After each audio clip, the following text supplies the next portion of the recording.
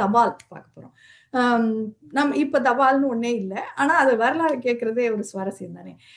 பல வழிகள்ல செய்திகள அனுப்புற முறைகள் நமக்கு தெரியும். சங்க காலத்திலிருந்து நம்ம பொன்னியின் செல்வன் பார்த்தவங்களுக்கெல்லாம் தெரியும். வந்தியத்தேவன் ஆதித்த கரிகாலன்ல இருந்து செய்திய கொண்டுகிட்டு போனாரு சுந்தர சோழருக்கு. இப்படி ஆட்கள் தான் ஒற்றர்களாகவோ, இல்ல செய்தி கொண்டு போறவங்களாகவும் 2ஆவுமே அவங்க இருந்தாங்க. முகலாயர் காலத்துல வந்து குதிரையில இல்லைன்னா கால்நடையாக ஓட்டமாகவே ஓடி வந்து செய்திகளை கொண்டு போனாங்க. இவங்கள வந்து ரன்னர்ஸ் அப்படின்னு சொல்லுவாங்களாம். இவங்களுக்கு படை தளபதிகள் அளவுக்கு ஒரு பெரிய செல்வாக்கே இருந்தது. செய்தி கொண்டு போறவங்கள இவங்கள நம்பித்தான் தபால் துறையே இருந்துதான். வெளிநாட்டுக்கு போற கடிதங்களை வந்து கப்பலுக்கு கொண்டு போய் சேர்க்கணும். இவங்க வந்தாதான் கப்பலே கிளம்புமா. அது வரைக்கும் இது நின்னுக்கிட்டே இருக்குமா கப்பல். அவ்வளவு இவங்களுக்கு முக்கியத்துவம். ஏன்னா செய்தி கொண்டு வரவங்கிறதுனால இருந்தது. ஆனா பாவம் இந்த ரன்னர்ஸ் வந்து காடு மழை பார்க்காம அவங்க ஓடணும். கையில ஒரு ஈட்டி, அது முனையில ஒரு ஈட்டி முனை மாதிரி இருக்கும். அப்படி ஒரு குச்சி, ஒரு பெரிய குச்சி ஈட்டி முனையோட இருக்கும். அதுதான் அவங்க வச்சிருந்தாங்க. அதுல ஒரு மணியும் கட்டி இருக்கும். ஒரு நாளைக்கு இவங்க ஒரு 5, 6 மைல் கிட்ட ஓட வேண்டியிருக்கும். வழியில விஷப்பாம்பு கடிச்சு செத்து போயிடுவாங்களாம். புலி அடிச்சிருமா, ஆத்துல அடிச்சுக்கிட்டு போயிடுவாங்களாம். கொள்ளைக்காரங்க கொள்ளையடிச்சிருவாங்க, இல்லைன்னா கொன்றுவாங்க. இந்த மாதிரி பல கஷ்டங்கள் எல்லாத்தையும் தாண்டி தான் அவங்க ரன்னர்ஸா இருந்திருக்காங்க. இவங்களுக்கு எல்லா வழியும் எல்லா ஊரும் தெரியும். ஏன்னா அவங்களுக்கு அந்த எல்லா ஊர்கள் வழியா போயிட்டு வந்துட்டு இருக்கனால 1800கள்லயே வந்து கிழக்கிந்திய கம்பெனி மதுரையில வந்து தபால் சேவையை தொடங்கிருச்சு. ஸ்டாம்ப் எல்லாம் ஒட்டி ரன்னர்ஸ் தான் மதுரையில இருந்து திருச்சி, வேலூர், சென்னைன்னு முக்கியமா ஏகாதிபத்தியத்துடைய தபால்களை மட்டும்தான் கொண்டு போயிட்டு இருந்தாங்க. அதுக்கப்புறம் தான் அது பொதுமக்களுக்கான சேவையாகவும் அது மாத்தப்பட்டது. மணி அடிச்சுக்கிட்டே தபால்காரரு முதல்ல குதிரையில கொடுத்துக்கிட்டு இருந்தாங்க. அப்புறமா சைக்கிள்ல வந்தாலே நம்ம மக்கள் வெளியே வந்து உட்காந்துருவாங்களாம். நம்மளுக்கு ஏதாவது தபால் வந்திருக்கா பார்ப்போம்னு. அவர் மட்டும் மணி அடிக்காம போயிட்டாருன்னா அவர் மேல புகார் கூட கொடுக்கலாமா. 1931ல மதுரையின் தலைமை தபால் நிலையம் வந்து கட்டப்பட்டது. ஆங்கிலேயர்களோட கட்டடக்கலைக்கு சான்றாக அமைந்த கட்டடம். அது அவ்வளவு அழகா இருக்கும் அப்படின்னு சொல்லியிருக்காங்க. ஆனா இன்னைக்கு அந்த கட்டடம் கொஞ்சம் ஒரு மாதிரிதான் இருக்கு. 1924ல இருந்து என்னன்னா ரேடியோ வச்சிருந்தவங்க எல்லாம் மதுரை போஸ்ட் ஆபீஸ்ல போய் லைசன்ஸ் வாங்கணுமா ரேடியோவுக்கு. இது எங்க மாமனார் கூட வாங்கி நான் என் கணவர் சொன்னாங்க, எனக்கு தெரியல. அது கொஞ்ச நாள் ரொம்ப நாள் வரைக்கும் அது இருந்துதான். இப்ப மதுரையில இருந்து சென்னை செல்லும் ரயில்ல வந்து ஒரு பெட்டி முழுக்க தபால்கள் தான் இருக்குமா. மதுரையில இருந்து இலங்கைக்கு படகு வழியா தபால்கள் போகுமா. அதுக்கு பேரு போட் மெயில் எக்ஸ்பிரஸ் அப்படின்லாம் கொண்டு போயிருக்காங்க. இது ஒரு பெரிய சேவையாகவே இருந்திருக்கு. நம்ம இளைஞர்களாக இருந்தப்போ கூட இந்த தபால் அப்படிங்கிற அந்த காலம், கடித காலம் இருந்தது. எழுத்தாளர் வந்து ஐயா முத்துகிருஷ்ணன் ஐயா வந்து பென் ஃப்ரெண்ட்ஸ் அப்படின்லாம் அதெல்லாம் வச்சிருந்தாங்களாம். நம்மளுக்கு தெரியும் அது பென் ஃப்ரெண்ட்ஸ் அப்படிங்கிற முகம் தெரியாத வெளிநாட்டவர்களோட கடித உறவில் இருப்பதுல தபால்காரரை தெய்வமாக நினைத்து காத்திருந்தது. அப்புறம் கடித நூல்கள் வாசிக்கிறது. இந்த நேரு அவர்கள் இந்திரா காந்திக்கு எழுதிய கடிதங்கள், இந்த மாதிரியான பல வரலாற்று நூல்களை வாசித்த அனுபவம் எல்லாம் இவங்களுக்கு இருக்கு. எழுத்தாளர் அவர்கள் அதை பத்தி சொல்லியிருக்காங்க. காதல் கடிதங்கள், நண்பர்கள் கடிதங்கள்னு 1000 கடிதங்கள் அவங்க சேர்த்து வச்சிருக்காங்களாம். அது அது வந்து நம்முடைய தபால் இது. அடுத்தது ஸ்கூல் சிஸ்டம் இன் மதுரை எப்படி வந்தது. கீழடியில நம்ம எல்லாருக்குமே தெரியும். இப்ப பானையில பேர் எழுதிய சாமானியர்கள் அதை நம்ம பார்த்தோம். அவ்வளவு கல்வி அறிவு இருந்தது. சங்க காலத்தில் அறிவு செழித்திருந்தது. பெண்பார் புலவர்கள் இருந்தாங்கன்னு நம்ம வந்து கல்வியில் உலகத்துக்கே முன்னோடியாக இருந்த ஒரு சமூகம் தான் நம்ம. ஆனா ரயில் வந்தப்போ ஏதோ ஒரு தெய்வீக சக்தியில இயங்குதுன்னு நினைக்கிற அளவுக்கு அறிவில்லாதவர்களாக ஆக்கப்பட்டிருந்த காலமும் நம்ம இருந்துச்சு. அப்போ இதுக்கு ஒரு விடிவு காலம் வந்துச்சு அப்படின்னா அது ஆங்கிலேயர்களுடைய வருகையால் தான். இங்கே வந்த பாதிரியார்கள் மூலம்தான் வந்தது. அவங்கதான் ஒரு புரட்சி, கல்வி புரட்சியவே ஏற்படுத்தினாங்கன்னு சொல்லலாம். ஃபாதர் பெர்னாண்டஸ் போர்ச்சுகீஸ்ல இருந்து, ஃபாதர் கான்ஸ்டன்டைன் ஜோசப் பெஸ்கி இட்டலியில இருந்து, வீரமாமுனிவர்னு நம்மளுக்கு தெரியும். அவர் செய்யாத தொண்டு கிடையாது தமிழுக்கு, நமக்கு தெரியும். அதே மாதிரி ராபர்ட் டி நொபிலி இவங்க எல்லாம் சமய பணிக்கு தான் வந்தாங்க. ஆனால் அவங்க தமிழ் பணி செஞ்சாங்க, தமிழ் படிச்சாங்க. தமிழ் அதே மாதிரி வருவாய் அதிகாரியாக வந்த எல்லிஸ் துரை அவர்கள் தான் ஓலைச்சுவடியில இருந்த திருக்குறளை அதை கண்டுபிடிச்சு அதை பதிப்பித்து ஆங்கிலத்தில் உரை எழுதி அவர் பேர்ல எல்லிஸ் நகர்னு ஒரு பகுதியே மதுரையில இருக்கு. இப்படி தமிழுக்கு தொண்டு செய்தவர்கள் ஒரு பக்கம். இன்னொரு பக்கம் பார்த்தா மதுரை மக்கள் எப்படி அவங்களுக்கு படிப்பறிவை கொண்டு வருது அப்படின்னா 1834ல மதுரைக்கு வந்த லெவி ஸ்பால்டிங் அப்படிங்கிறவர் தான் இந்த ஊரோட நிலைமையை பார்த்துட்டு இங்க மக்கள் படிப்பறிவில்லாதவர்கள ரொம்ப கொஞ்சம் ஒரு ஒரு குறிப்பிட்ட மக்கள் மட்டும்தான் படிச்சவங்களா இருக்காங்க. மத்தவங்க எல்லாருக்கும் படிப்பறிவு இல்லை. இங்க உள்ள நிலைமைய பார்த்து அதை விரிவா ஒரு அமெரிக்கன் மிஷனரிக்கு அவர் வந்து ஒரு கடிதமா எழுதுறாரு. அதுக்கப்புறம் மதுரைக்கு வந்த டேனியல் போர் அப்படிங்கிற அமெரிக்கன் மிஷனரி தான் பசுமலையில வந்து யூனியன் கிறிஸ்டியன் ஸ்கூல் அப்படிங்கிற ஒரு பள்ளி அவர் தொடங்குறாரு. அதோட 6 பள்ளிகளை அவர் மதுரையில தொடங்கினாரு. ஆனா மக்கள் கிட்ட பெரிய ஆதரவு எல்லாம் இல்லை. ஏன்? எல்லா சாதி பிள்ளைகளும் ஒரே வகுப்புல படிக்கிறது அவங்களுக்கு பிடிக்கல.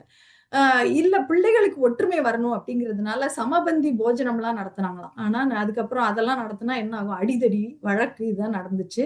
அதுக்கப்புறம் கடைசியில உயர் சாதி பிள்ளைகள்லாம் பணக்காரவங்கலாம் வந்து எங்கள் பிள்ளைங்கலாம் இங்க படிக்க வேணாம்னு சொல்லி பள்ளியை விட்டு கூட்டிட்டு போயிட்டாங்களாம். நல்லதா போச்சு. மத்தவங்க எல்லாம் படிச்சிருக்காங்க. 1890ல திருமங்கலத்துல வந்து சுதேசி கல்லூரி அப்படின்னு ஒண்ணு தொடங்கப்பட்டது. இப்ப அந்த கல்லூரி தான் இடம் மாறி பெருசாகி அமெரிக்கன் காலேஜ் அப்படின்னு மதுரையில ஒரு பெரிய கல்லூரியாக இயங்கிக் கொண்டிருக்கிறது. அமெரிக்கன் கல்லூரி. அதற்கு 1906ல வந்து பசுமலையில ட்ரேட் ஸ்கூல், அதாவது தொழிற்கல்வி பாடசாலை தொடங்கப்பட்டது. இங்கேதான் முதல்ல கேம்பஸ் இன்டர்வியூ வச்சு படிச்சு முடிச்ச உடனே கல்லூரி வளாகத்திலேயே வேலை வாங்கி தந்த முதல் பள்ளி வந்து இந்த சிஎஸ்ஐ தொழிற்கல்வி பாடசாலை தான் அது பசுமலையில உள்ளது. பள்ளிகளை மட்டும் இல்ல, அவங்க மருத்துவமனைகளையும் மிஷனரிஸ் வந்து நிறைய கட்டினாங்க.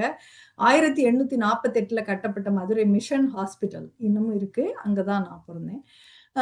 கீழவாசல்ல இருக்கிற ஒரு புகழ்பெற்ற செயின்ட் மேரிஸ் சர்ச் 1862ல கட்டப்பட்டது. இதை சார்ந்த பள்ளியில தான் என் கணவர் மாறன் படிச்சாரு. இந்த மாதிரி ஏகப்பட்ட கிறிஸ்டியன் மிஷனரிஸோட பள்ளிகள் மதுரையில இருக்கு. நிறைய குறைவான கட்டணத்துல இல்ல, கட்டணமே இல்லாமல் நிறைய கல்வி சேவையை அவங்க வழங்கிட்டே தான் இன்னமும் இருக்காங்க.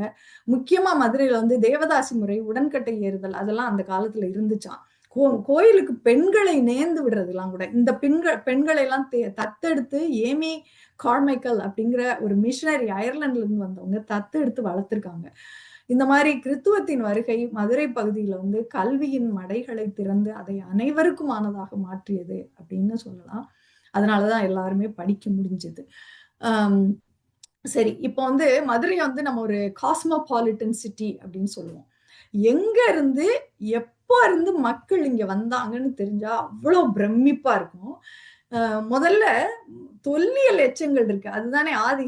என்ன, மதுரைக்கு பக்கத்துல ஆவியூர், அந்த பஸ் நம்பர் 76 போகும் ஆவியூருக்கு. அங்க போனா அங்க வந்து மனித மூதாதையர்கள் பயன்படுத்திய கற்கருவிகளை கண்டுபிடிச்சிருக்காரு ராபர்ட் ப்ரூஸ் அப்படிங்கிறவர், நிலவியல் அறிஞர். 1864ல அவர் வந்து மனித மூதாதையர்கள், அதாவது இந்த கற்கருவிகள்லாம் என்னன்னா 16 லட்சம் ஆண்டுகளுக்கு முந்தையது. இப்ப மனித மூதாதையர்கள்லாம் யார் தெரியுமா? அவங்க வந்து அப்ப இருந்தே மனிதர்கள். அவங்க வந்து நம்ம இனம் கூட கிடையாது. நம்மலாம் ஹோமோ சேப்பியன்ஸ், அவங்க கிடையாது. இவங்க வந்து பழைய கற்காலத்துல வாழ்ந்தவங்க. நம்ம இனத்துக்கு முன்னாடி இருந்தது நியாண்டர்தால், அதுக்கும் முன்னாடி இருந்தது ஹோமோ எரெக்டஸ் அப்படிங்கிற இனம். அவங்க பயன்படுத்திய கற்கருவிகள் மதுரையில கிடைச்சிருக்குன்னா அவ்வளோ காலத்துக்கு 16 லட்சம் ஆண்டுகளுக்கு முன்னாடியே இங்க மனிதர்கள் வாழ்ந்திருக்காங்க. இந்த மாதிரியான தொல்லியல் எச்சங்கள் வந்து அனுப்பானடி, பறவை, துவரிமான் போன்ற பல இடங்கள்ல கண்டுபிடிச்சுக்கிட்டே தான் இருக்காங்க. அங்க இருந்து தொடங்குது நம்ம மதுரைக்கு மக்கள் வர தொடங்குது. அதுக்கப்புறம் 65,000 ஆண்டுகளுக்கு முன்னாடி ஆப்பிரிக்காவில இருந்து ஒரு பெருங்கூட்டம், அதுதான் ஒரு முதல் குடிபெயர்வு மதுரைக்கு வந்திருக்கு. 2வது குடிபெயர்வு, பெரும் குடிபெயர்வுனா தென்மேற்கு ஈரான் பகுதியில ஜக்ரோஸ் பகுதியில இருந்து வந்திருக்கு. 3வது குடிபெயர்வு 4000 ஆண்டுகளுக்கு முன்னாடி இன்றைய கசக்ஸ்தான் பகுதியில இருந்து நடந்திருக்கு. அதுக்கு பிறகு இன்னைக்கு 3500 ஆண்டுகளுக்கு முன்னாடி ஆரியர்கள் வந்து பழந்தமிழகத்தில் வாழ்ந்த நாகர்களோட இவங்க இணைஞ்சிருக்காங்க. இவங்க வந்ததுக்கு அப்புறம் தான் மக்கள் வர்ணங்களாக பிரிக்கப்பட்டிருக்காங்க. அதுக்கப்புறம் விஜயநகர பேரரசு வந்தப்போ நாயக்கர் காலம் வரைக்கும், அந்த விஜயநகர பேரரசு தொடங்கி நாயக்கர் காலம் வரைக்கும் தெலுங்கு பேசுகிற மக்கள் மதுரைக்கு வந்திருக்காங்க. அப்புறம் பெனுகொண்டா கோட்டை பகுதியில இருந்து கன்னடர்கள் வந்திருக்காங்க. சங்க காலத்துல இருந்தே நமக்கு படுத்து பார்த்தோம், அரேபியர்கள், ரோமானியர்கள் அதெல்லாம் வாழ்ந்திருக்காங்க. அவங்க வாழ்ந்த பகுதியை வந்து சேரி அப்படின்னு, ரோமச்சேரி அப்படின்லாம் சொல்லுவாங்க. அந்த சேரிங்கிறது அவங்க வாழ்ந்த பகுதி தான்.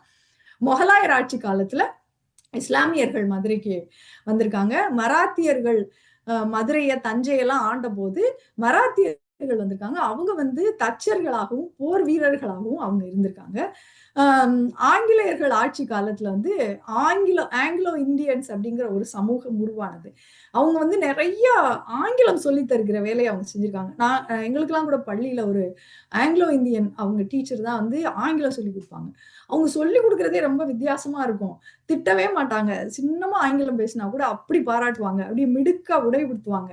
அப்படிலாம் ஒரு ஆசிரியர் இருக்கணும் அப்படின்லாம் நான் நினைச்சிருக்கேன். அவ்வளவு அருமையாக அதனாலதான் நம்மளுக்கு ஆங்கிலத்து மேல ஒரு மோகம் வர்றதுக்கு அதுவும் கூட ஒரு காரணமா இருந்திருக்கலாம். அந்த மாதிரி அதுக்கப்புறம் ஹெலாய் மெமான் அப்படின்னு ஒரு சமூகம் குஜராத்ல இருந்து வந்து அவங்க தான் ஜவுளி தொழிலை மதுரையில் பிரபலமாக செஞ்சவங்க. அவங்க தான் இந்த புகழ்பெற்ற ஹாஜி மூசா அப்படிங்கிற அந்த கடை எல்லாருக்கும் தெரியும். அந்த கடையை வந்து திறந்தாங்க. ராஜஸ்தான்ல இருந்து மார்வாடி மக்கள், குஜராத்ல இருந்து சௌராஷ்டிர பகுதியை பூர்வீகமாக கொண்ட சௌராஷ்டிரர்கள் இங்க வந்தாங்க.